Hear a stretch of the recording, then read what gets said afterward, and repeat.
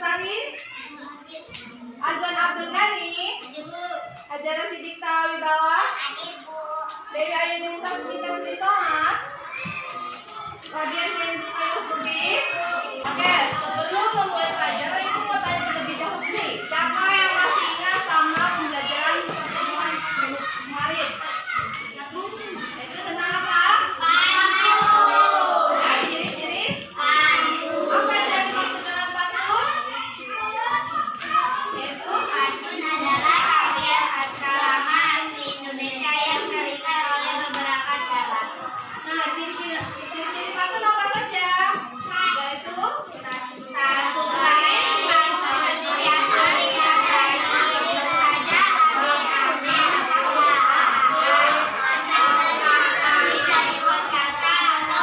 sampai 10 kata. Baris pertama dan baris kedua merupakan sambungan dan baris ketiga dan baris keempat merupakan isi. Nah, sebelum memasuki materi kita hari ini, Ibu akan menjelaskan terlebih dahulu tujuan pembelajaran kita pada hari ini.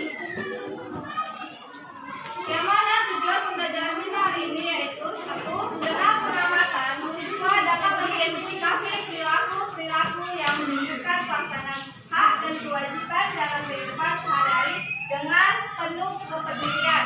Yang kedua, dengan pengamatan siswa dapat menemukan contoh perilaku yang menunjukkan pelaksanaan hak dan kewajiban kehidupan sehari-hari terhadap sumber daya alam dengan penuh kepedulian. Yang ketiga, dengan siswa dapat mengetahui perilaku yang menunjukkan pelaksanaan hak dan kewajiban dalam kehidupan sehari-hari terhadap sumber daya alam. Oke, sebelum masuk ke materi, Ibu akan menampilkan sebuah gambar yang mana ini gambar apa, Nana? Laut. Nah, gambar laut, kewajiban kita terhadap sumber daya laut yaitu apa?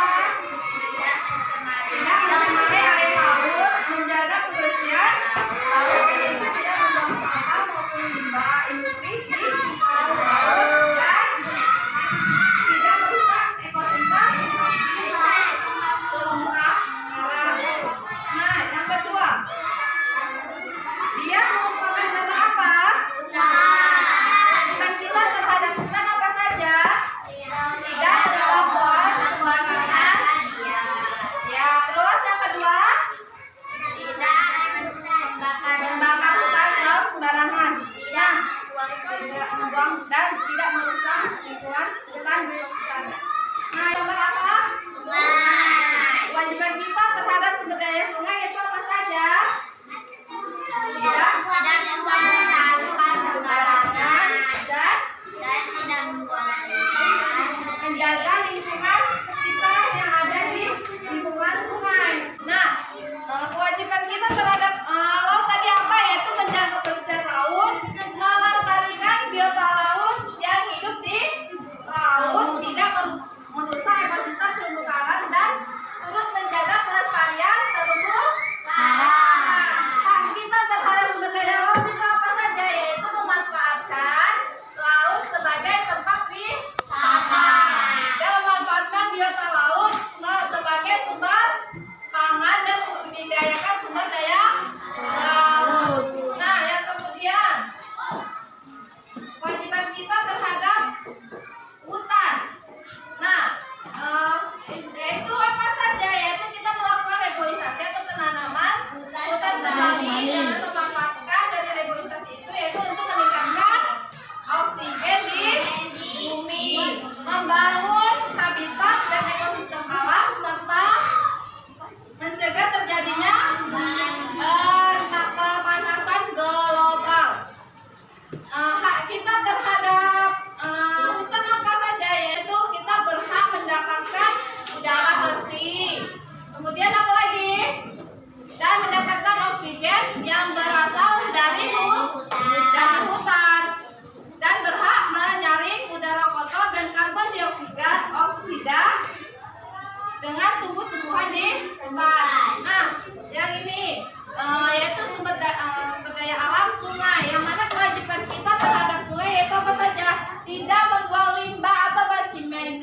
air bersih di sungai, menjaga kebersihan sungai agar keseimbangan ekosistem sungai tercipta dan lingkungan sungai menjadi bersih dan tidak mencemari limbah di sekitar sungai.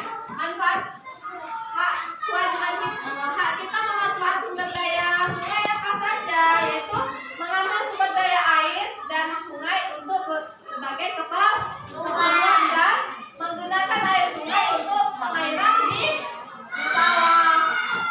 Dan kita bisa memanfaatkan tumbuhan di sekitar sungai untuk penghasil oksigen dan memanfaatkan material yang ada di sungai seperti pasir, batu untuk bahan keperluan pembangunan. Selanjutnya Ibu minta untuk buka buku halaman buku temanya, halaman 75. Yang mana kita masuk tema 9 kayak itu pembelajaran 4 subtema 2. Buka halamannya 75. Oke? Ya, udah dibuka halamannya 75. Buku tematiknya sudah. Nah, di situ kewajiban terhadap sumber daya alam, yaitu khususnya tidak dapat diperbaharui lama-kelamaan semakin berkurang dan akhirnya habis. Oleh karena itu, kita harus melestarikannya.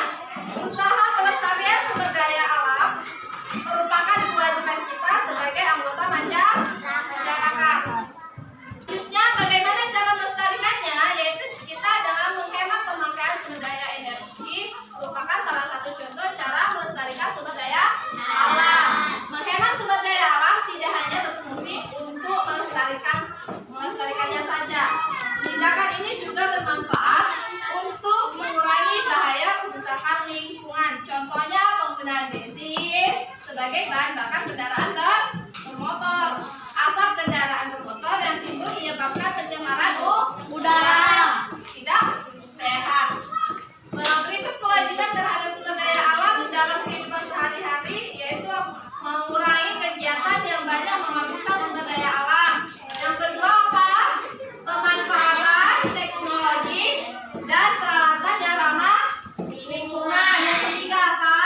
Menjaga dan melestarikan alam untuk menjaga ketersediaan sumber daya alam. Yang keempat apa? Melakukan reboisasi untuk menjaga ketersediaan sumber daya alam, terutama air. Yang kelima yaitu menggunakan energi alternatif. Hak memanfaatkan sumber daya alam. Kekayaan sumber daya alam yang kita miliki, baik yang dapat diperbarui maupun yang tidak dapat diperbarui, bermanfaat bagi kelangsungan hidup masyarakat. Setiap anggota masyarakat pun memiliki hak untuk memanfaatkannya. Hak untuk memanfaatkan sumber daya alam ini bisa dilakukan secara langsung maupun tidak langsung. Contoh pemanfaatan secara langsung adalah hasil pertanian yang dapat langsung dikonsumsi oleh masyarakat. Adapun pemanfaatan tidak langsung artinya hasil dari sumber daya alam tersebut haruslah diolah dahulu agar dapat dimanfaatkan untuk kepentingan masyarakat. Oke, setelah Ibu menjelaskan materi tadi, Ibu akan membagikan kelompok. Selanjutnya Ibu akan membagikan kelompok. Sebelum membagikan LKPD, Ibu akan membagikan kelompok. Ini kelompok 1, ini kelompok 2, dan ini kelompok 3. Oke? Ini dikerjakan dengan teman sekelompoknya ya, jangan bising. Ya, diskusi, jangan enak ya, tapi diskusinya. Ibu kasih waktu 5 menit. Setelah sudah selesai nanti hasil diskusinya, nanti akan Ibu suruh mempresentasikan setiap kelompok maju ke depan, oke? Ibu kasih waktu 5 menit. Oke, kerjakan ya, jangan bising ya. Nanya Ibu paham semuanya? Oke, kerjakanlah.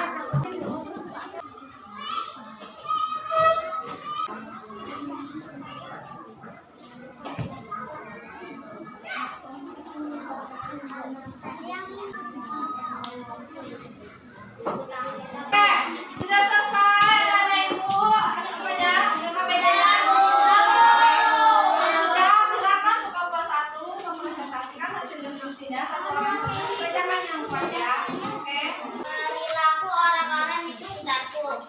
Contoh perilaku yang bertanggung jawab dalam memanfaatkan sumber daya alam. Melakukan reboisasi atau penanam kembali pada hutan. Menggunakan atau membuat energi alternatif. Menjaga kebersihan lingkungan. Melestarikan hewan dan tumbuhan langka. Memanfaatkan sumber daya alam. Perilaku yang tidak bertanggung jawab dalam memanfaatkan sumber daya alam. Membakar hutan sembarangan. Menggunakan perusahaan menangkap ikan. Membuang sampah dan limbah industri pabrik di sungai. Menangkap hewan langka untuk dijual. Menebang pohon di hutan secara sembarangan. Oke, tepuk tangan dulu untuk teman. Sekarang oleh temannya di depan. Oke.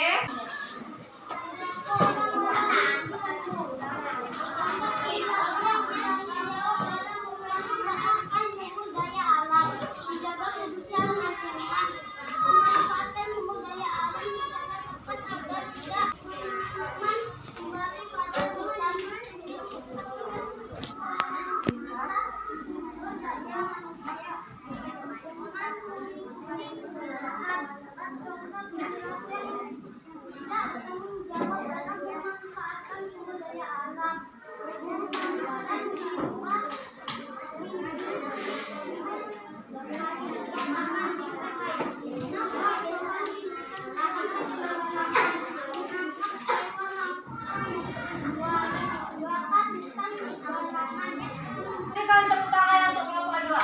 Tangannya. Kelompok 3 maju untuk selesai diskusinya. Perilaku orang-orang di sekitarku. Contoh perilaku yang bertanggung jawab dalam memanfaatkan sumber daya alam. Memanfaatkan sumber daya alam secara tepat agar tidak terbuang sia-sia. Meningkatkan kualitas sumber daya manusia SDM yang tidak bertanggung jawab dalam memanfaatkan sumber daya alam. Menebang pohon di hutan secara sembarangan. Membunuh hewan langka. Menggunakan bom saat menangkap ikan. Oke, tepuk tangan dulu untuk temannya. Oke, setelah sudah mempresentasikan, silakan dalam KPD-nya dikumpulkan KPD itu. Semuanya silakan kumpulkan. Oke.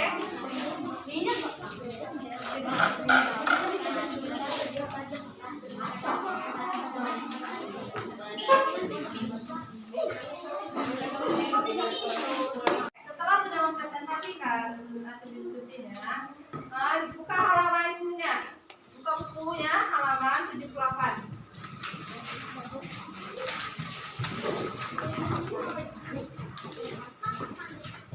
Oke, silakan perwakilan untuk ini yang membaca. Oke, silakan Bima untuk membacakan teks tersebut. Untuk teman-teman yang lainnya, tolong disimak apa yang dibacakan oleh temannya.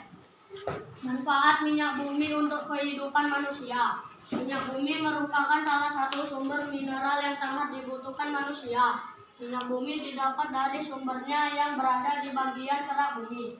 Proses pengambilannya dengan cara dibor pada kilang-kilang minyak. Tidak bisa terbayang seandainya minyak bumi habis. Keberlangsungan hidup manusia akan banyak masalah dan kacau terjadi dengan gas alam. Reaksi dengan gas alam akan mengubah fosil menjadi cairan hitam yang disebut minyak bumi. Minyak bumi inilah yang memiliki banyak peran dalam kehidupan manusia. Salah satu hasil pengolahan minyak bumi adalah gas cair.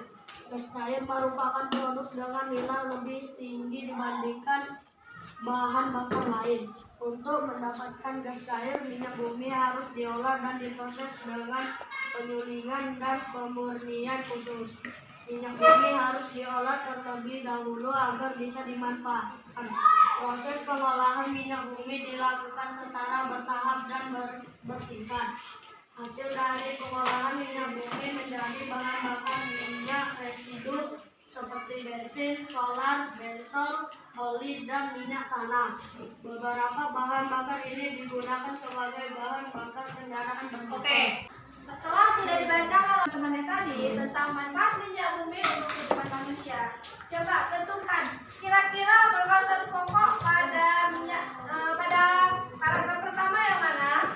Yaitu minyak bumi merupakan salah satu sumber sangat kebutuhan manusia.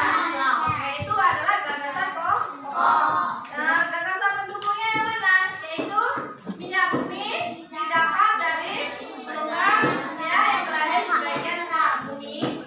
Proses pengambilannya dengan cara dibor pada kilang-kilang minyak tidak bisa terbayar seadanya minyak bumi yang habis. Kelangsungan hidup manusia akan banyak masalah dan kacau. Itu merupakan gagasan pendukung. Yang paragraf kedua, gagasan pendukungnya yang mana? Terbentuknya minyak bumi berlangsung selama jutaan tahun ketika tanaman dan hewan terkubur di lapisan dalam bumi. Oke, itu adalah gagasan pokok pada paragraf kedua.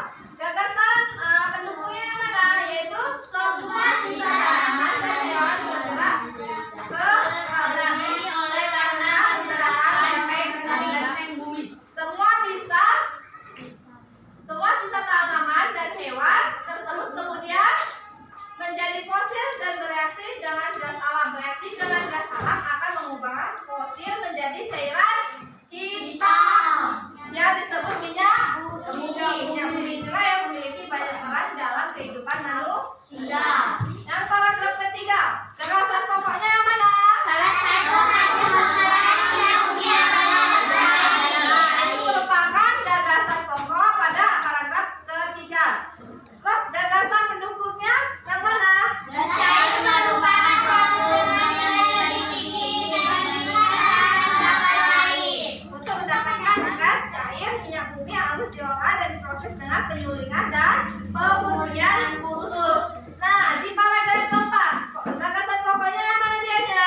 Yaitu Minyak bumi harus diolah terlebih dahulu dan bisa dimanfaatkan. ya, betul. Gagasan pendukungnya yang mana dianya? Proses pengolahan minyak bumi dilakukan secara bertahap dan vertikal. Ya, hasil dari pengolahan minyak bumi menjadi bahan bakar minyak residu seperti bensin, solar, bensol, oli dan minyak tanah. Beberapa bahan bakar itulah yang sebagai bahan bakar kendaraan bermotor. Gagasan pokok yang kelima yaitu apa? Minyak lain dari proses pengolahan Bahan minyak bumi juga sangat berperan dalam industri kimia. Gagasan pendukungnya yang mana dianya? Minyak dan ini cat besi, aspal dan beberapa produk plastik. Hasil lain dari pengolahan minyak bumi ternyata juga masih bisa dimanfaatkan untuk kehidupan manusia. Nah, yang paragraf ke-6, gagasan pokoknya mana dianya? Yaitu minyak mentah juga dapat menjadi sumber polumen. Gagasan pendukungnya yaitu polimer. Polimer ini sangat penting sebagai komponen untuk beberapa jenis industri. Yang mana salah satu industri yang memakai polimer yaitu minyak bumi adalah industri plastik. Oke. Terus yang mana lagi? Alat-alat dapur seperti kulkas, kunci, pintu, oven, kursi, dan meja ternyata juga menggunakan minyak bumi dalam proses pembuatannya. Minyak bumi digunakan sebagai sumber panas maupun produk sampingan yang digunakan untuk mengolah aluminium, besi, dan baja. Itulah gagasan pokok dan gagasan pendukung dari manfaat minyak bumi untuk kehidupan manusia. Oke, paham semuanya? Setelah menjelaskan materi tadi, Ibu akan membagikan soal evaluasi. Dikerjakan ya, jangan ngisi.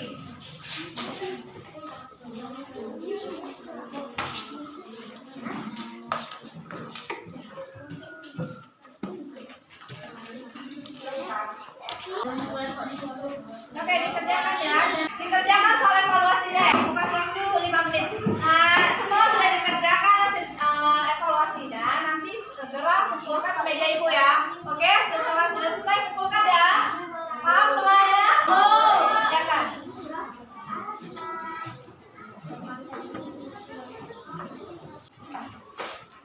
Oke, sudah selesai soal evaluasinya? Sudah. Meja Ibu sini. Semua. Ada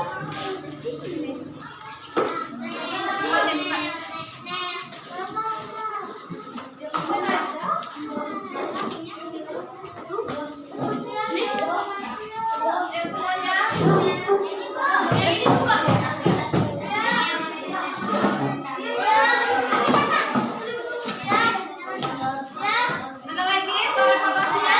Ada lagi? Kembali dulu sebentar. Oke, sudah semuanya? Itu apa? Sini. Semuanya. Oke, sudah selesai ya semuanya ya.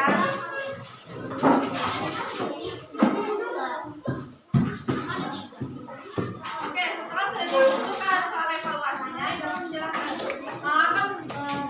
Yang mana? Coba kamu jelaskan sedikit. Yang mana kewajiban terhadap sumber daya alam, ya, khususnya yang tidak dapat diperbarui lama-kelamaan semakin berkurang dan akhirnya habis.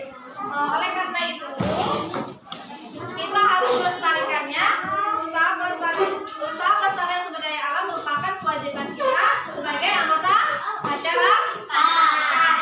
Selanjutnya, bagaimana cara melestarikannya? Yaitu kita dengan menghemat pemakaian sumber energi merupakan salah satu contoh cara melestarikan sumber daya alam. Memang sumber daya alam tidak hanya berfungsi untuk melestarikannya saja, tetapi ini juga bermanfaat untuk mengurangi bahaya kerusakan lingkungan. Contohnya penggunaan apa? Contohnya penggunaan bensin sebagai bahan bakar kendaraan bermotor. Asap kendaraan bermotor yang timbul menyebabkan pencemaran udara. Berikut kewajiban terhadap sumber daya alam dalam kehidupan sehari-hari, yaitu apa saja? Mengurangi kegiatan yang banyak menghabiskan sumber daya alam, pemanfaatan teknologi dan peralatan yang ramah lingkungan. Yang ketiga, menjaga dan melestarikan alam untuk menjaga ketersediaan sumber daya alam. Yang keempat, melakukan reboisasi untuk menjaga ketersediaan sumber daya alam, terutama air. Dan yang kelima, menggunakan energi alternatif. Nah, dari materi pembelajaran kita hari ini, kira-kira bagaimana pembelajaran hari ini? Menyenangkan?